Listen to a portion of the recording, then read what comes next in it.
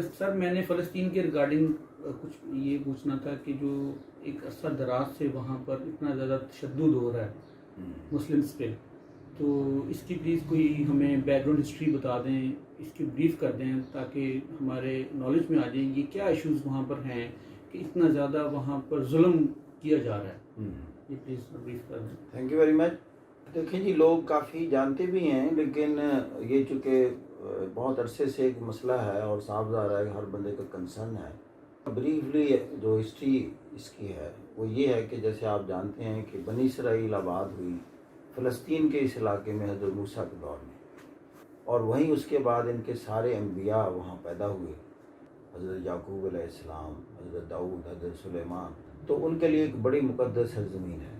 اس کے بعد پھر آپ نے دیکھا کہ وہاں حضرت عیسیٰ کی پیدائش بھی وہیں ہوتی. یہ پھر عیسائیوں کے لیے ایک انتہائی مقدس سرزمین بن گئی. تیسرا، جب اسلام آیا، رسول اللہ تشریف لائے، اور حضرت عمر فاروق کے دور میں رومن امپائر سے جنگ کر کے بیت المقدس کو آزاد کر لیا جاتا ہے، یروشلم کو. اور یہودی جو نکل چکے تھے رومن امپائر کے دور میں، وہاں فلسطین سے نکال دیے گئے تھے، اب ساری دنیا میں سکیٹرڈ ہو گئے. اب یہ اپنے وطن میں دوبارہ آنا چاہتے تھے. یہ پھر سلطنت عثمانیہ کے پاس رہتا ہے 1919 تک فلسطین. 400 سال سلطنت عثمانیہ کے کنٹرول میں رہتا ہے فلسطین. پھر کیا ہوتا ہے کہ فرسٹ ورلڈ وار میں بہت بڑی تبدیلی واقع ہوتی ہے. یہ جو الائڈ پاورز تھیں، یعنی برطانیہ اور فرانس، جرمنی سے جنگ لڑ رہی تھی، تو اس وقت یہودیوں نے الائڈ پاور کو سپورٹ کیا. جب جرمنی کو پتہ چلا تو پھر جرمنز خلاف ہو گئے یہودیوں کے، اور انہوں نے یہودیوں کو مارا وہاں سے. جب ان کو کوئی مارتا تھا تو جگہ ان کے لیے ایک ہی ہوتی تھی جہاں ہم نے جانا ہے، وہ ہے فلسطین. ایک ڈیکلیریشن ہوتا ہے تاریخ میں، اسے کہتے ہیں بیلفور ڈیکلیریشن. تو اس ڈیکلیریشن کے تحت یہودیوں سے معاہدہ کر لیا کہ اگر ہم جنگ جیت گئے فرسٹ ورلڈ وار تو آپ کو ہم فلسطین میں آباد کریں گے. اب انہوں نے یہ بھی دیکھا کہ عرب ترکوں کے خلاف ہیں، تو لہذا عربوں کو بھی ساتھ ملاؤ تاکہ ہم سلطنت عثمانیہ کو شکست دے سکیں. تو لہذا شریف مکہ کے ساتھ الگ معاہدہ کیا کہ آپ ہمیں سپورٹ کریں، عربیہ میں آپ کی ایک الگ سلطنت قائم کر دیں گے. تو شریف مکہ بھی شامل ہو گیا، اور یہ سارا منتج ہوا سلطنت عثمانیہ کی شکست جرمنی کے ساتھ. اب جب شکست خوردہ ہو گئے تو 1919 میں فلسطین جو تھا یہ برطانیہ کی مینڈیٹ میں، اسے ہم کہتے ہیں، یا کنٹرول میں دے دیا گیا. لیبنن اور سیریا کو فرانس کے کنٹرول میں دے دیا گیا. موجودہ جو سعودی عربیہ ہے، ان کا کنٹرول پھر وہ شریف مکہ کی فیملی کو دے دیا گیا. اب اس کے بعد کیا ہوا کہ فلسطین جب برطانیہ کے کنٹرول میں آ گیا تو پھر انہوں نے ان کی وہاں نقل مکانی آسان کر دی. اب یہ وہاں زمینیں خرید کے عربوں سے وہاں سیٹل ہونا شروع ہو گیا. کیونکہ دنیا کا اصول ہوتا ہے کہ ایک ریاست کو وجود میں لانے کے لیے پہلے آپ کو اس کے ڈیموگرافک سیٹ اپ، اس میں آپ کی آبادی ہونی چاہیے، تبھی تو پھر اسٹیٹ بنے گی. اس دوران جرمنی میں ہٹلر ایمرج کرتا ہے. ہٹلر بہت سخت مزاج کا بندہ تھا، اس کے نالج میں تھا کہ یہودیوں نے سپورٹ کیا، تو اس نے یہودیوں پر نہ بہت سخت قسم کے اٹیکس کیے. تو اسے تاریخ میں کہتے ہیں کہ پرسیکیوشن، یعنی ظلم کی حد تک جیسے کہتے ہیں. تو ان کو بڑی بری طرح مارا، لاکھوں کے حساب سے یہودیوں کو مارا. تقریباً دنیا میں سے آدھے یہودی جرمنی میں مار دیے گئے. اس وجہ سے کیا ہوا کہ یہودی جرمنی چھوڑ کر فلسطین میں زیادہ آباد ہوئے. 1935 میں آتا ہے ہٹلر. 1939 میں جنگ عظیم دوم شروع ہوتی ہے، تو 45 میں ختم ہوتی ہے. تو 45 تک اتنے یہودی آباد ہو جاتے ہیں. اب وہاں ایک اسٹیٹ بننے کی پوزیشن ہو گئی، اور اتفاق سے پھر الائڈ پاور جیت جاتی. تو 1948 میں اسرائیل کے نام پر یہ اسٹیٹ وجود میں آ جاتی ہے.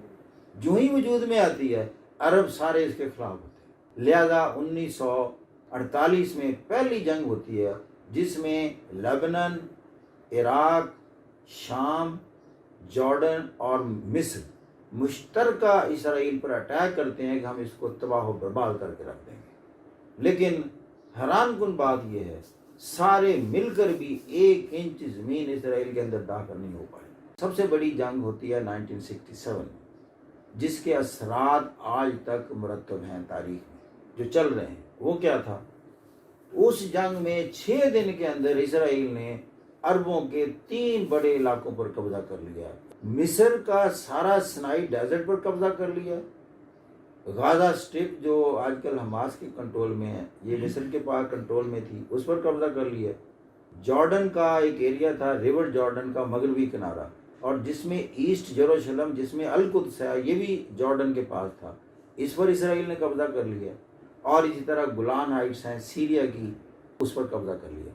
अब यूनाइटेड नेशन सिक्योरिटी काउंसिल पर एक एतराज़ हुआ कि ये तो इलीगल ऑक्यूपेशन है, तो लिहाजा उसने एक करारदाद पास कर दी कि आप ये मकबूजा इलाके खाली करें। अंदरूनी तौर पर अमेरिका उसके साथ था, तो उसने उस करारदाद पर कोई अमल नहीं किया, बल्कि वो इससे आगे बढ़ा कि जो मकबूजा इलाके ख़ास तौर पर मगरबी किनारा है, उसमें इसराइली आबादकार शुरू कर दिए।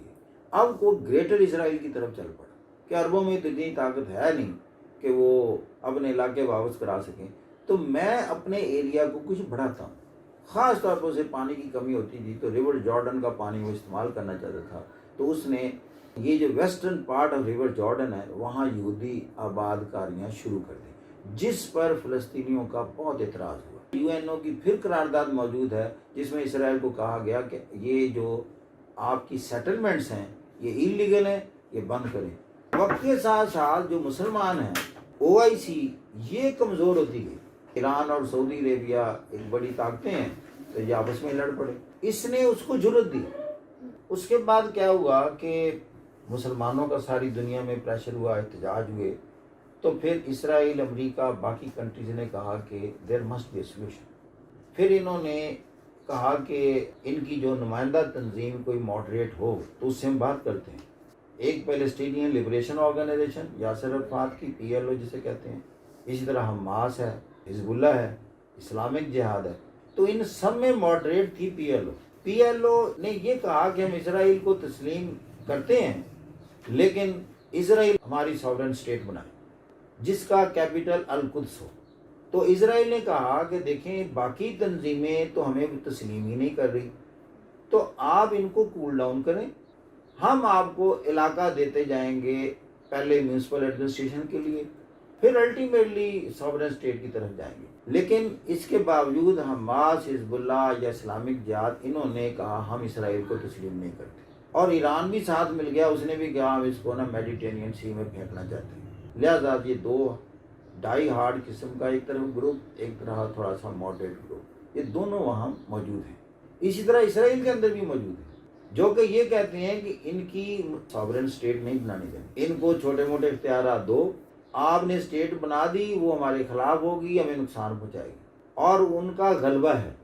इसलिए आप देख रहे हैं कि जब ये बेशुमार माहदे हुए, ऑस्लो अकॉर्ड हुआ, कैंप डेविड अकॉर्ड हुआ, ये डिफरेंट अकॉर्ड्स हैं कि जो कि 2 स्टेट सोल्यूशन की तरफ मूवमेंट हुई, ये चल रही थी, लेकिन ये रुक गई उस वक्त ख़ास तौर पर जब मुसलमान आपस में लड़ना शुरू हो गए, ख़ास तौर पर सऊदी अरब और ईरान। उसने बहुत बड़ा नुकसान पहुंचाया फ़लस्तीन कॉज को। अब ये जो आप सवाल कर रहे थे कि भाई ये मौजूदा अपराइजिंग क्यों बढ़ी है, ये अपराइजिंग इसलिए बढ़ी है और इजराइल ज़्यादा अग्रेसिव क्यों हो गया है, उसने देखा कि मुसलमानों के पास अपना कोई ताकत नहीं है, ये तो आपस में लड़ रहे हैं, तो इस चीज़ ने इजराइल को ताकत दी, इतनी ताकत दी कि उसने ये जो मकबूजा इलाके थे, शाम का गोलान हाइट्स, उसको फॉर्मली एनेक्स कर लिया, इल्हाक कर लिया, दिस इज इजराइल नाउ।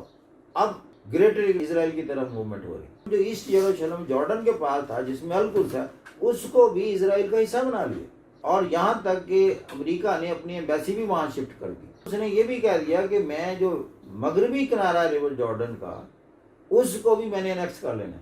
अब जो लास्ट UAE ने तस्लीम किया जिस दिन इजराइल को, तो लोगों ने इतराज़ किया, मुसलमानों ने UAE को, कि तुमने क्यों तस्लीम किया इजराइल को, जबकि इस फ़लस्तीन का मसला तो हल ही नहीं हुआ। UAE ने ये कहा कि मैंने उनको वक्ती तौर पर रोक दिया है कि आप मगरबी किनारे को एनेक्स करने का अभी ना करें। गोया कि फ़लस्तीनियों के हक़ में जंग करने वाले लोग ख़त्म होते गए और इजराइल के साथ मुआहदे करने वालों की तादाद में इजाफा होता गया। हल क्या है? हल अब आपने देखा कि बाकी तो सारे खामोश हो गए, تو اب فلسطینیوں میں انہوں نے دیکھ لیا کہ اب ہم نہیں لڑنا ہے جو لڑنا ہے، اس لیے حماس جیسے تھے انہوں نے چھوٹے موٹے اپنے میزائل بنا لیے اپنے طور پر، چونکہ وہ اس کو بلاکیڈ کیا ہوا اسرائیل، باہر سے کوئی چیز آ نہیں سکتی غزہ میں، لیکن انہوں نے لوکلی میڈ یہ میزائل تھے جو کبھی فائر کیے، لیکن اسرائیل کا جیسے انداز ہوتا ہے کہ وہ اس سے 1000 گنا زیادہ نقصان پھر مسلمانوں کا کرتا ہے، اور اس نے کیا ہے۔ آپ کا پوائنٹ کہ what is the solution now, اور اس میں ڈیفیکلٹیز کیا ہو رہی ہیں کہ ابھی تک کوئی سولوشن کارگر کیوں نہیں؟ تو جنرلی جو انٹلیکچوئلز ہیں یہ 3 سولوشن پر بات کرتے ہیں کہ there are 3 solutions۔ پہلی تو بات یہ ہے جو ایگریڈ اپون ہے سیٹ اپ، وہ یہ ہے کہ 2 اسٹیٹ سولوشن، لیکن اسرائیل اس کو مانتا نہیں۔ اس کے ساتھ حماس، حزب اللہ یا اسلامک جہاد جیسی تنظیمیں کہتی ہیں ہم اسرائیل کو ہی تسلیم نہیں کرنا چاہتے، تو ایک طرف تو یہ سیٹ اپ ہے۔ اب آ جاتے ہیں انٹلیکچوئل دوسرا حل پیش کرتے ہیں، وہ یہ کہتے ہیں ان کو زیادہ اٹانومی دے دی جائے، لیکن وہی بات کہ جو فلسطینی جو ہیں یہ اٹانومی ان کو نہیں سمجھتے، یہ کہتے ہیں جی ساورن اسٹیٹ کم از کم ہو۔